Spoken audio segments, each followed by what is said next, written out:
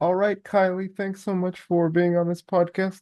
If you could just start off by telling a little bit about yourself and how you started in the work that you do today, that'd be great. And we go from there. Sounds good, Laszlo.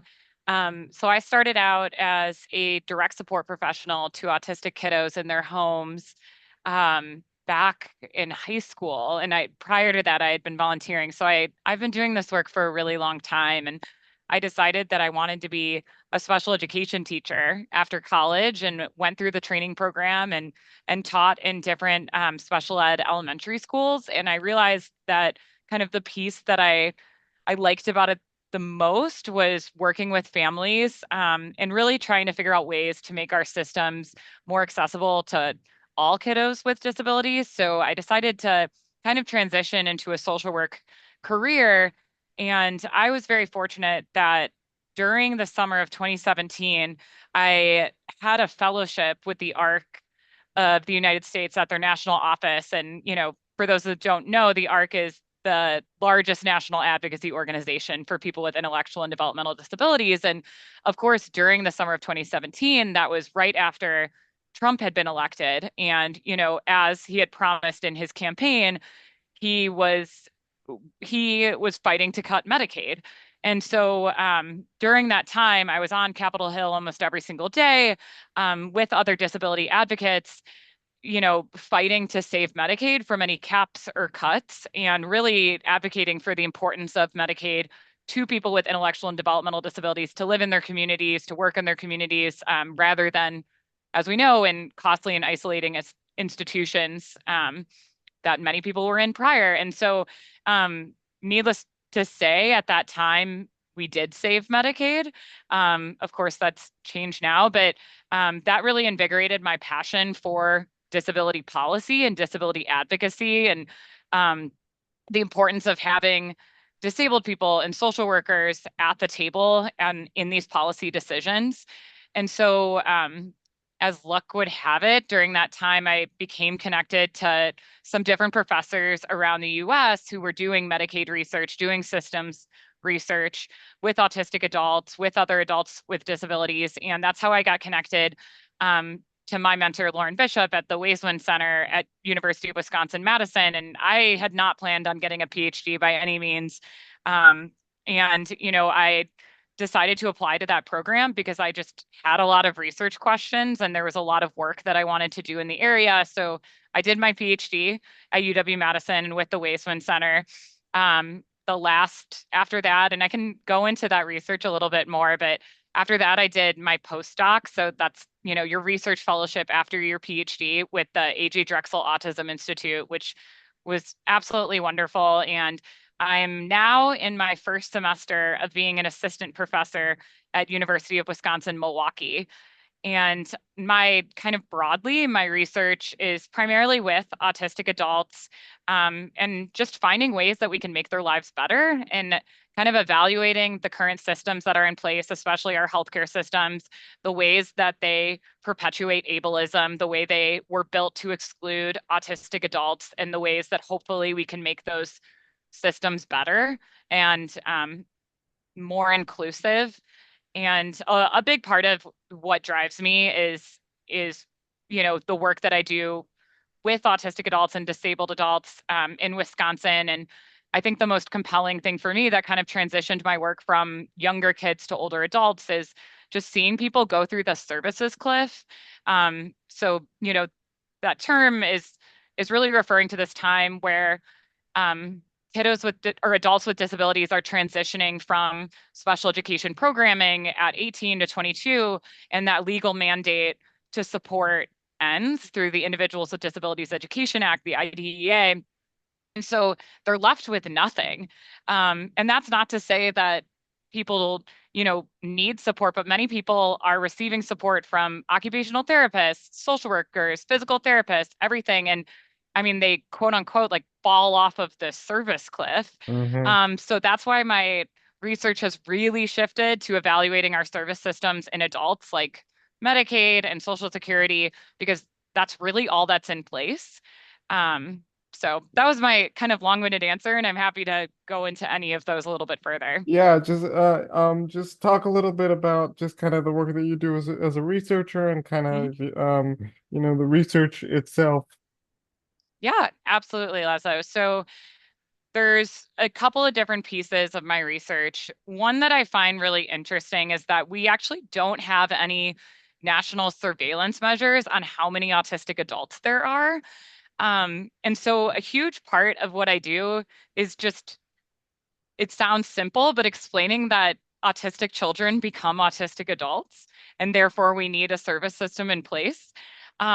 So part of it is, really recognizing this community, and it's a very large community, a community with various abilities and various needs, and um, really recognizing that the outcomes that we're seeing for autistic adults are health disparities and not inevitable outcomes that you have when you're diagnosed with autism.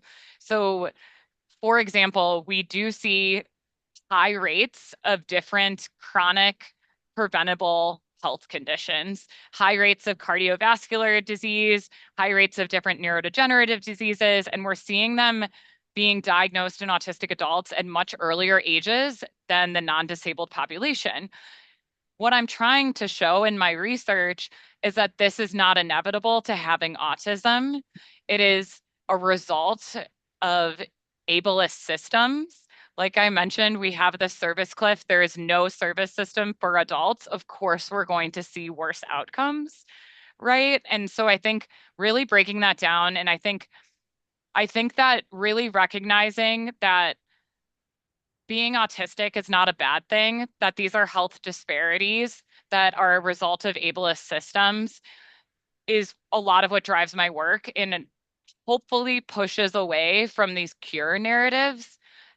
Because of course we're seeing more autistic adults, and it's important that we recognize how important these systems that aren't in place. So really recognizing these health disparities. So then the other piece of my research, and I do that research using national Medicaid data.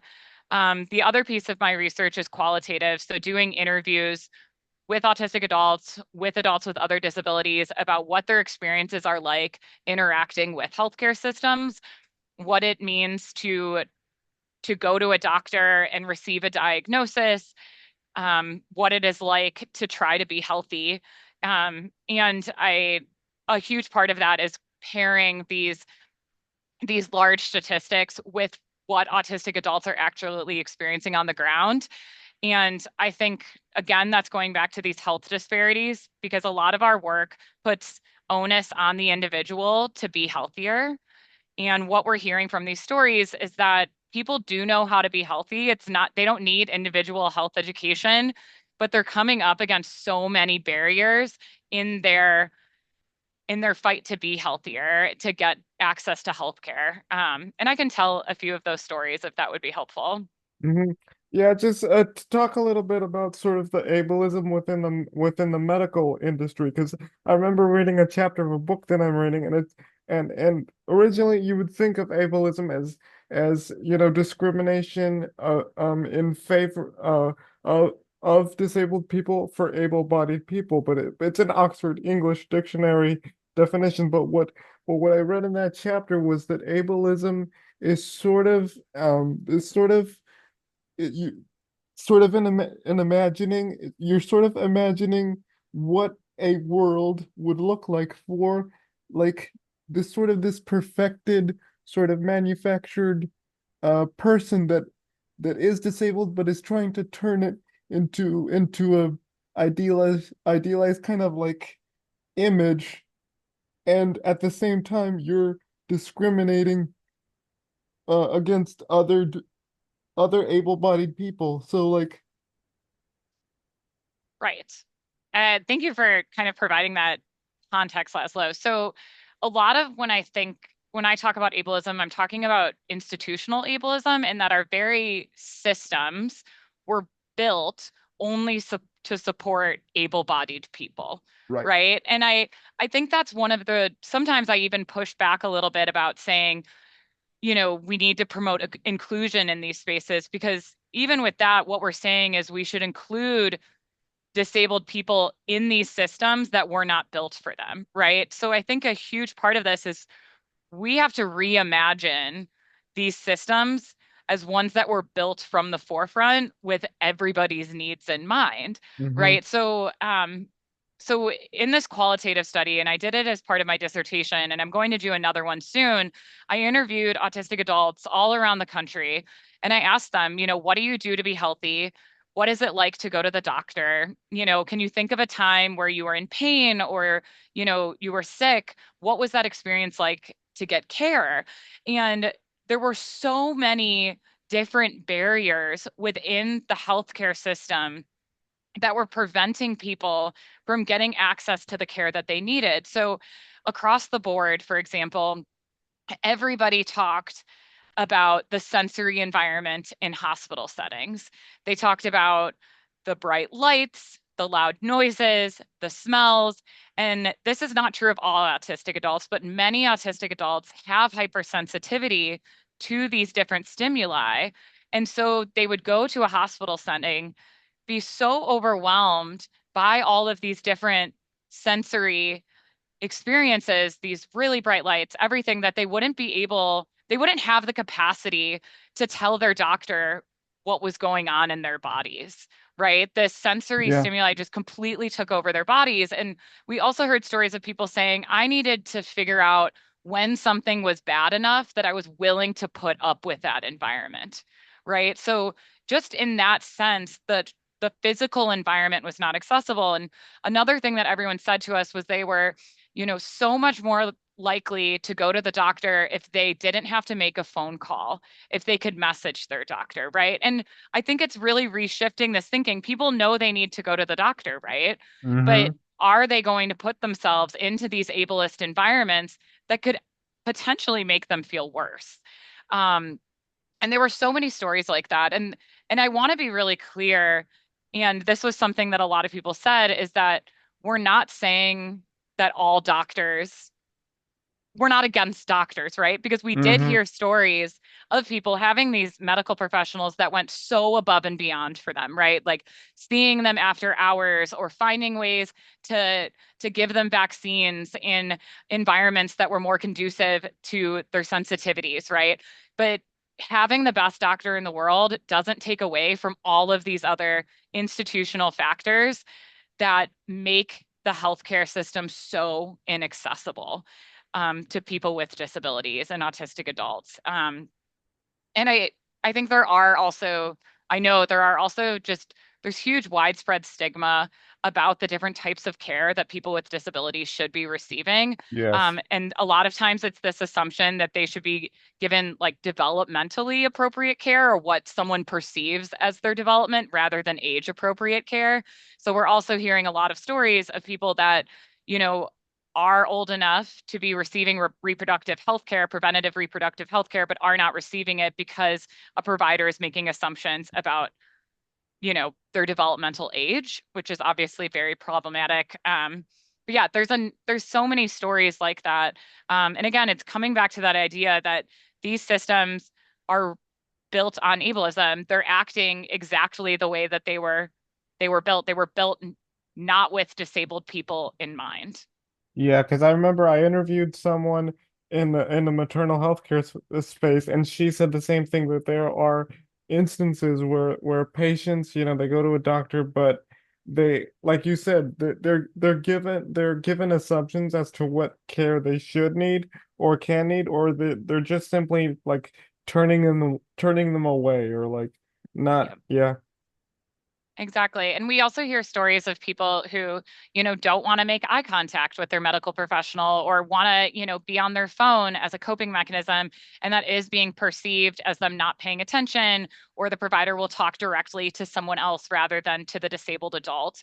I think what is, again, kind of going back to that piece you know, of where doctors are as well is I also get requests from doctors all the time to do trainings on how to interact with disabled adults in healthcare settings. And I'm not saying that's everyone, but people are hungry for this knowledge, and medical professionals are the first ones. I mean, social workers as well. We receive absolutely no training in working with this community, right? And so I think that again is that larger systems issue of in these training programs, it was never thought to add in training on how to work with disabled adults, how to work with autistic adults when you, without a doubt, will be interacting with this community in any social work system, in any medical system. Hmm. Now let me get your take on this because I know I have a family member who is developing symptoms of autism and all that stuff, and she's in a different country. She's in Colombia, but it's been many years that they've done various, studies and diagnoses, but they haven't really figured out a concrete medical diagnosis because generally, you get a diagnosis and then you sort of do a couple tests, and then you would get a sense of what the person has. So, but in this instance, I don't understand that. Why is it that some medical professionals take longer to diagnose a certain condition for an individual compared to others? That is a fascinating question, Laszlo. And I have to believe it has to do with training and just the number of people you've interacted with that diagnosis. Um, because I definitely hear this story. And it's interesting too, because I hear stories of people finally getting an autism diagnosis and then being treated very differently by some of their providers. And so I really do believe it's just a lack of knowledge, a lack of hands-on experience with the community. And um, I also wonder, I mean, it certainly differs from area to area, but there could certainly be stigma associated with a diagnosis and a provider really wanting to be careful and intentional with giving that diagnosis. I think the autism diagnosis is really interesting because it's changed so much in the criteria over the last, however many years. And so I could see there being hesitation or taking longer to diagnose with the changing diagnostic criteria for it, but I don't know fully. Mm-hmm. And what can be done to sort of fix, those stigmas and those perceptions of the medical professionals? Because we talked a lot about stigma and how certain doctors may be hesitant to treat people with certain conditions, or they look to the parent. So what's your take on that? I think that we have to have training, lengthy training within medical programs, within social work programs on working with people with disabilities. And I think they have to interact with people with disabilities. The first time you interact with an autistic adult shouldn't be when you're providing emergency care to them, right? There are a number of trainings that are built by autistic adults, and they also note smaller ways to make your practice more accessible. And I think even thinking about language that you use and sensory sensitivities, thinking about that when you're building your practice can make something a lot less ableist. But I think that it is going to start with people being open to receiving additional training and recognizing that this is a growing proportion of the population, and that in order to provide equitable care, you do need to have knowledge on this. Um, and you do need to interact with disabled people I think that, of course, reduces stigma and reduces people's biases. I think that the separation of people with disabilities often from, mainstream spaces makes it so that there are providers who start that have not interacted with people with disabilities. Mm-hmm. And what have you learned in doing this kind of work? One of the big things I've learned is that autistic adults, disabled people, their families have a lot of the solutions, right? This community has been navigating ableist systems for a very long time, and they have solutions of how to make it better. They have solutions of how to navigate it. So this is just a small example, but I talked to this one autistic adult who said that prior to going to um, any appointment with their PCP, they would print out an outline of a body, and they would mark all of the areas of that body that they're experiencing pain or they want to talk about with their provider.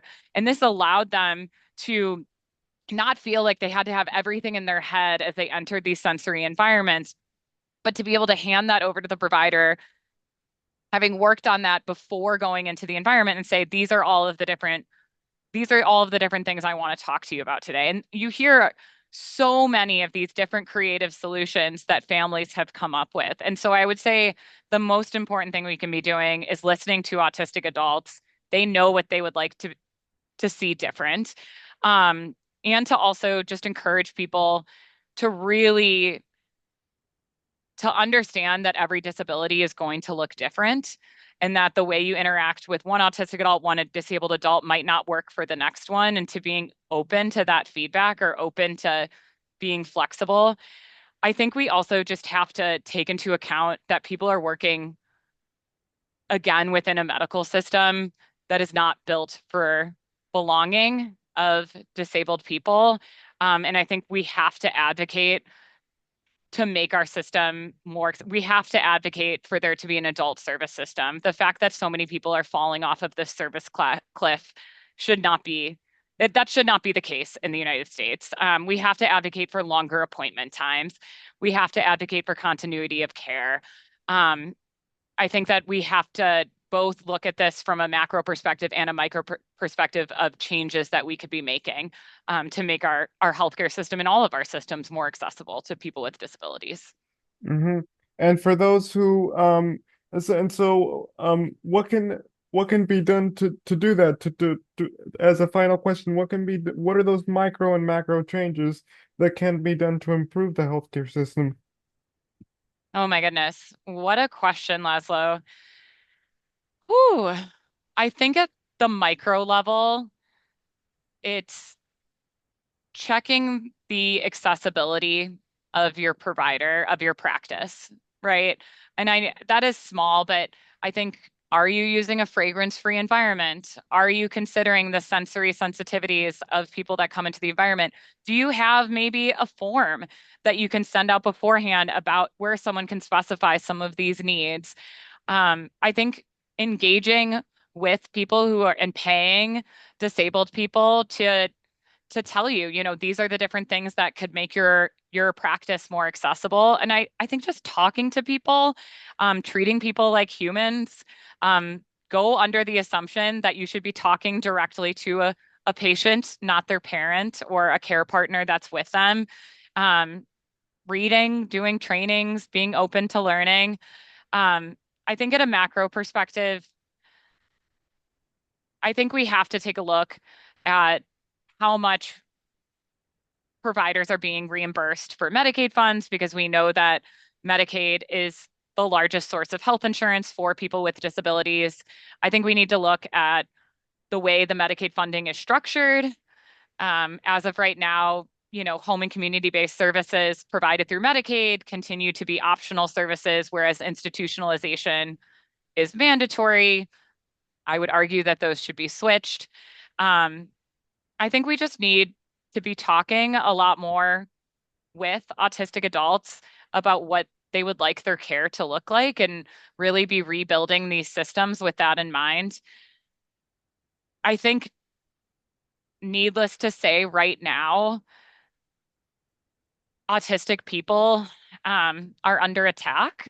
There has been a lot of language on the federal level about curing autism. There have been a lot of myths that are being perpetuated around the Mm-hmm. causes of autism. And I think everybody at any level should be talking about this, should be outraged about this, and should be looking for sources of information that are accurate, that are coming from disabled bodies. Um, and we should be promoting research that autistic adults want. And I know that sounds simple, but we should not be funding cure-based research right now. And we should not be spreading this misinformation, because of course we're going to see more autistic adults. We have better provider practices. We have universal screenings. We have a broad term for autism. And we should be talking about why that is and how we can be creating systems to support autistic adults, not curing autism itself. Mm-hmm. And I know I said this was my last question, but my bonus question, what resources can people reach out to for more information? I will send you a number of resources that I love. But I really recommend checking out anything with the Autistic Self-Advocacy Network, Autistic Hoya, really looking for places that center autistic voices. Is the place to go right now. And I will also send you, I have a number of books and podcasts that I recommend, but I think now more than ever, we need to be centering autistic perspectives um, and perpetuating the information there. Yeah, I'll make sure to add it to the notes once you send it to me, and I'll make a note of that. Absolutely. Okie dokie.